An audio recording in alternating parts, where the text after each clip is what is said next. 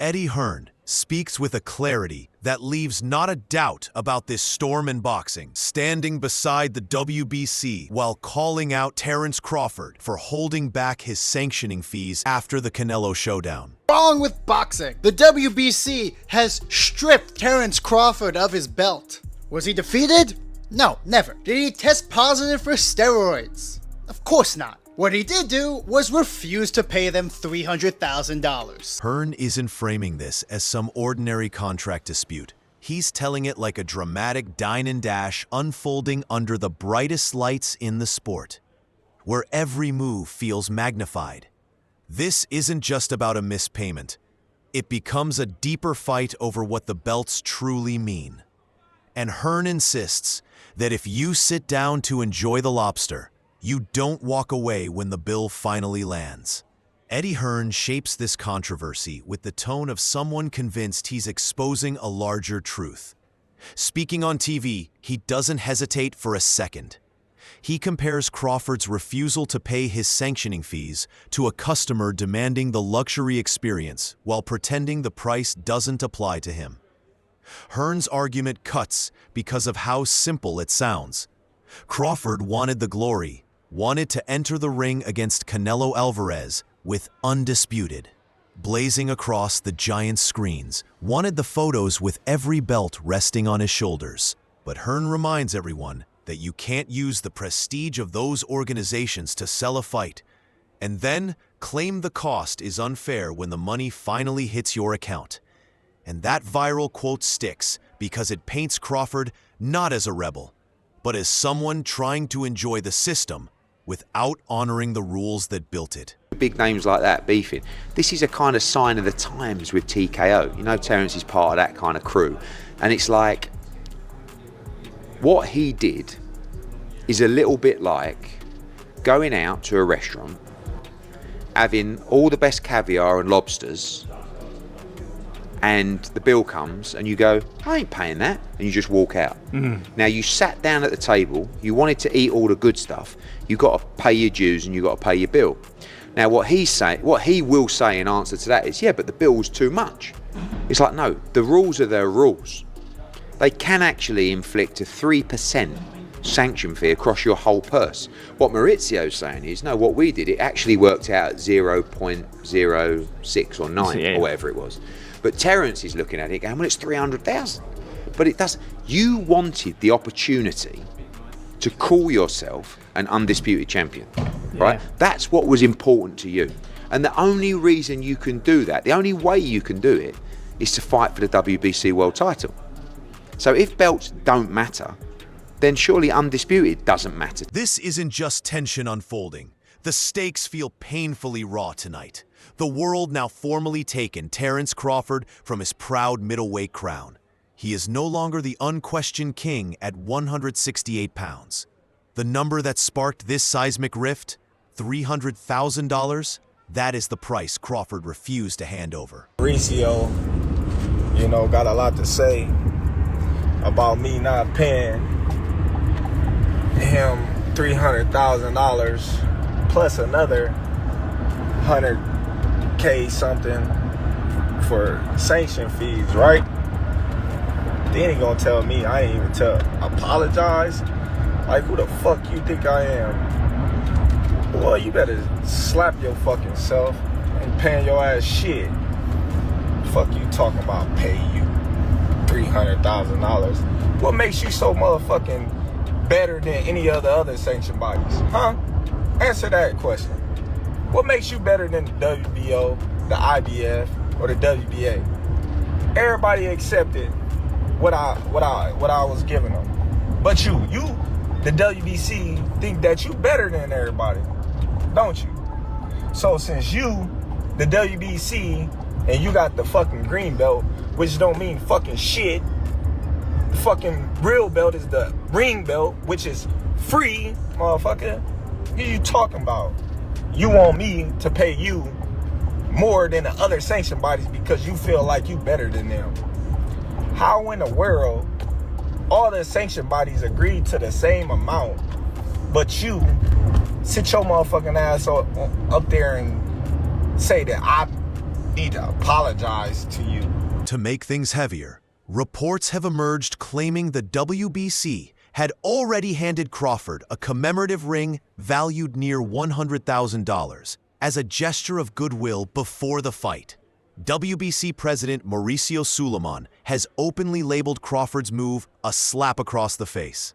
From the group's viewpoint, they stretched rules to let Crawford challenge instantly, passed over waiting contenders, and lowered their usual percentage fee, only for Crawford to vanish when the bill finally reached him in the end. He did not comply with the rules. Then he moves up to super middle and makes the fight of the century, beats Canelo, makes $50 million or around that. The WBC absolutely is not going to charge 3% of such an amount. We made a very clear 0.6%, which is $300,000, with $225,000 going to the Jose Sulaiman Boxers Fund, which is to help former fighters in need. And it is just regrettable. Not even a thank you or I'm sorry, taking a different route, no response. I wish him the best. But this is not. The WBC is huge, it's great, it's about greatness, and I'm relieved, to tell you the truth. Terence Crawford, however, is not the kind to stay silent while a promoter spins the story.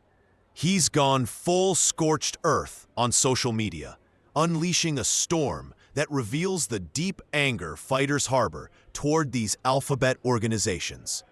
In a chain of fiery posts, Crawford insisted that the WBC's fees are pure extortion. He insisted the only belt that truly matters is the Ring Magazine title, because crucially, it doesn't demand a sanctioning fee. Crawford's view is that these groups are nothing but parasites, taking a cut of the fighter's blood, sweat, and tears to bankroll their own luxury. He accused the executives of using these fees for private jets and lavish dinners, while the fighters are left with all the brain damage. He doesn't see this as a simple refusal. He sees it as saying no to paying protection money to a mob that offers him nothing in return. You should be paying me. I don't see it irks my nerves how this dude gets on a plane, gets a hotel suite. Him and his buddies, they go out to dinner, 5-star meals, all that, you know, and guess who gotta pay for it?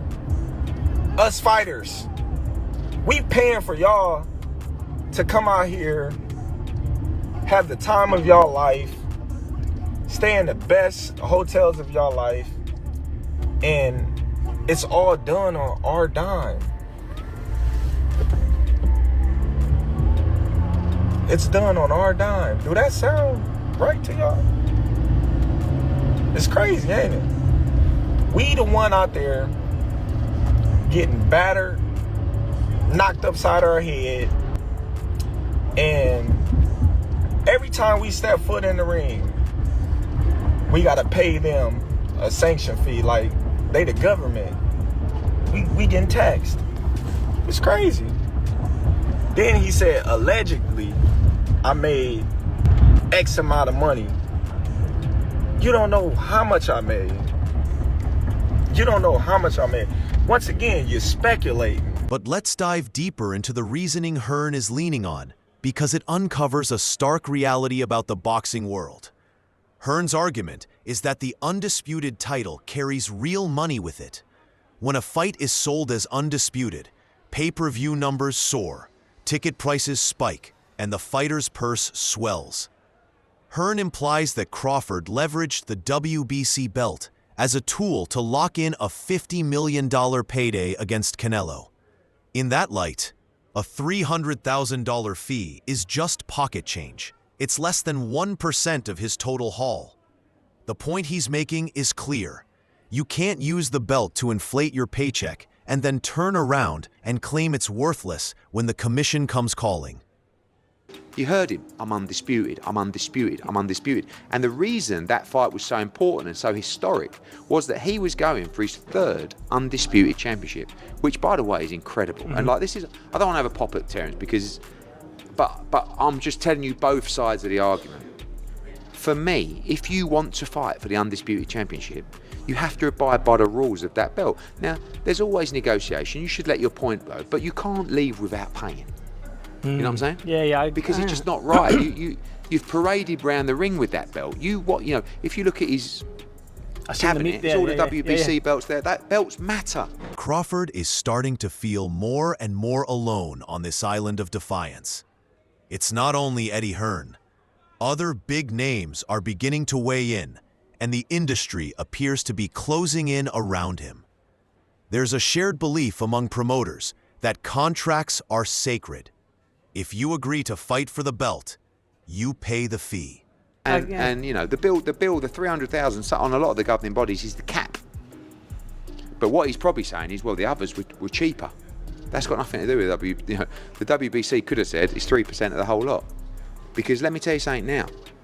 If they would have had this argument pre-fight, Maurizio would have gone, the belt's not on the line. And the fight wouldn't have been undisputed. And it wouldn't have sold the way that it sold. It wouldn't have given Crawford the opportunity to be part of such a historic fight because it would have been one belt missing. That makes sense, Eddie. That makes sense. Sometimes you don't make sense, but that made a Makes lot of sense. sense. Listen, a lot of the time people won't agree with what I'm saying, but on stuff like that, I make sense. I know exactly what I'm talking about. I'm not having a go at Terence. I'm not having a go at Maurizio. I'm just telling you my opinion. Is no problem. If you want to vacate the belt and if you want to say the belts don't matter after, no problem. But you can't say that because you were boasting about your undisputed championships. And that is a part of the WBC. And what you can't do is have you can't want to call yourself undisputed and parade with that honour and not abide by the rules and pay your bill. Do I think $300,000 is a lot of money? Yeah, fucking right, it is for me. I know, but also, like Maurizio will say, well, when you're making 40 million or whatever, you know. Pocket change, yeah. But is it a lot of money? Yes, it is, but it's also the rules. Now, if you don't want to pay that bill in the first place, don't fight for the undisputed. By saying no, Crawford is shaking up the flow of money that keeps the whole system, judges, referees, supervisors, and yes, the organizations alive. Fans often cheer the fighter, but the business side of boxing sees his move as risky. If every champion chose to stop paying sanctioning fees, the entire framework of modern boxing could crumble overnight. What do you think the Jose Suleiman Foundation does because of those sanctioning fees that you refuse to pay? You know what he does? He helps these kids get off the streets. He houses ex-fighters. That money goes into retirement funds. That money goes into paying hospital bills for fighters who can't make it. So just because you made it, Crawford, and you made $50 million, you don't want to pay that fee ever again? That is wrong. I'm very disappointed. Yeah, there's an agenda here by that TKO group. And I'm going to do everything in my power to do whatever I can to protect boxing. Because this is a sport that gave me everything.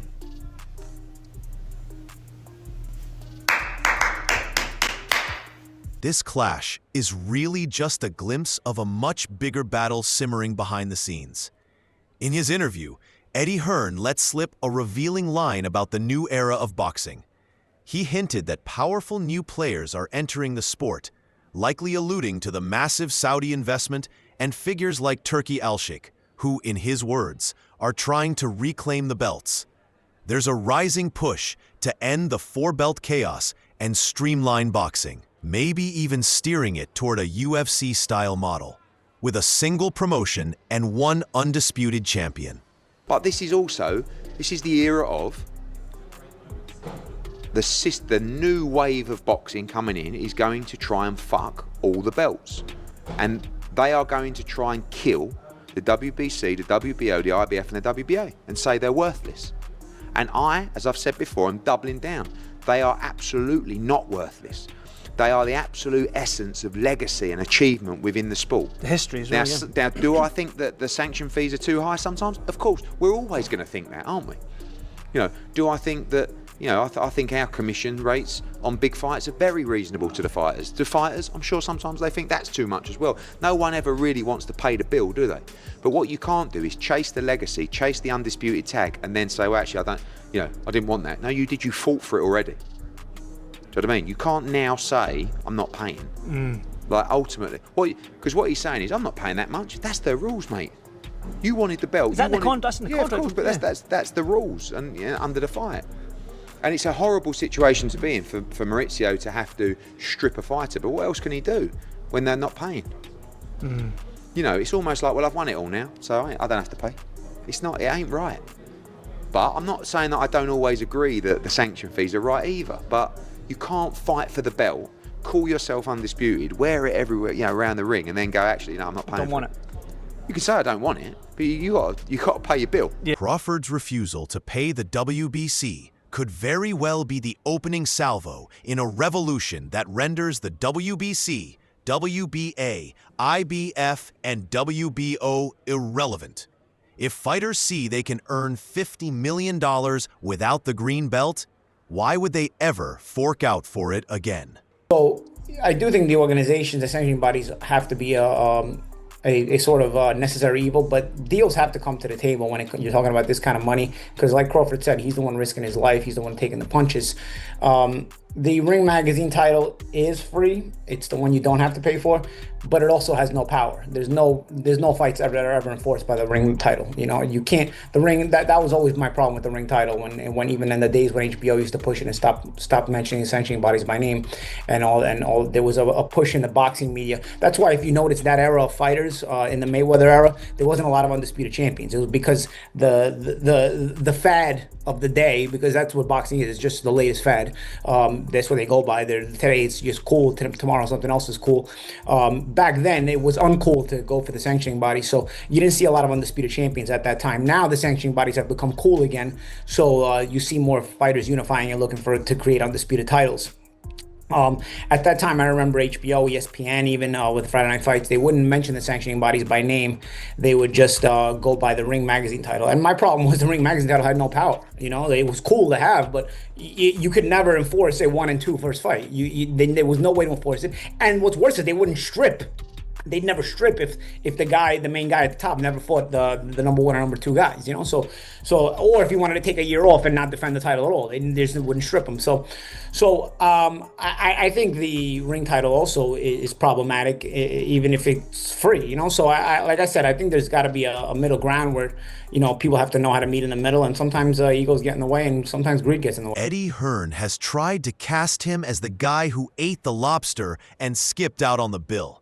A story that sticks hard.